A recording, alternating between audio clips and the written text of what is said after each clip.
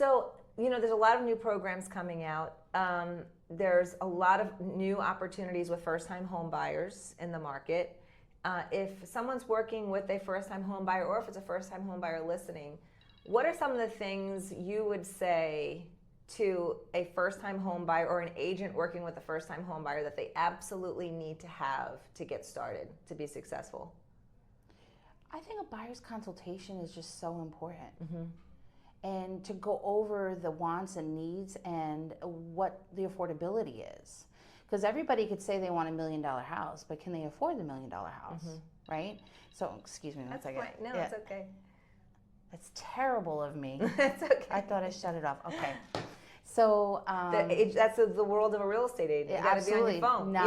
Non-stop. Believe me, I know. I was watching these like shorts. My mom's your mom's a realtor when she's on the phone and she's constantly telling you to go shh. Yeah. Your mom's a realtor when We'll come in frame. Oh, Sorry.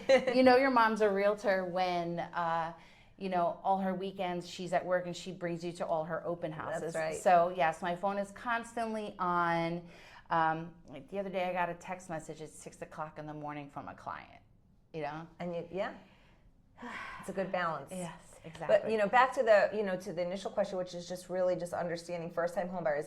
What I think is having clarity. Having clarity is truly key. And to your saying with the buyer consultation, I think in the buyer consultation, the beauty of it is getting to know each other and making sure, like you just said, making sure you're the right fit for each other and that you can meet their needs and that they know what they want. Because a lot of times people come to you and they don't know what they want.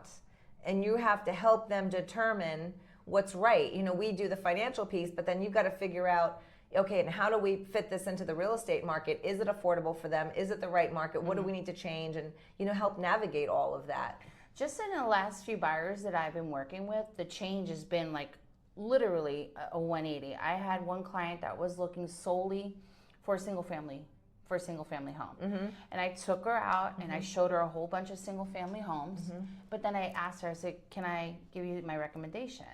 And she took my recommendation and I found her the most beautiful townhouse, right? And she loves it. And to flip it, I had another client who solely only wanted to look at townhomes, right? That was it. No condos, townhomes was it. And I made a suggestion and we flipped it. And now she's moving into a single family home. So just being able to guide and give them the knowledge of your experience and what you think they will be most happy with makes you that much of a great agent. I think so too. I think being flexible and really, what I always say is don't push people into something that they don't want. Give them information that they can make a decision. And then sometimes they decide to change because they can see, okay, well, what I initially thought may not be available, it may not fit really what I want, and then they take the recommendation because you did hear them in the first place. You never push anybody into anything. You allow them to go through the process and learn for themselves and determine, okay, here's where we are, this is what we've seen, let's maybe try this and see, and it works.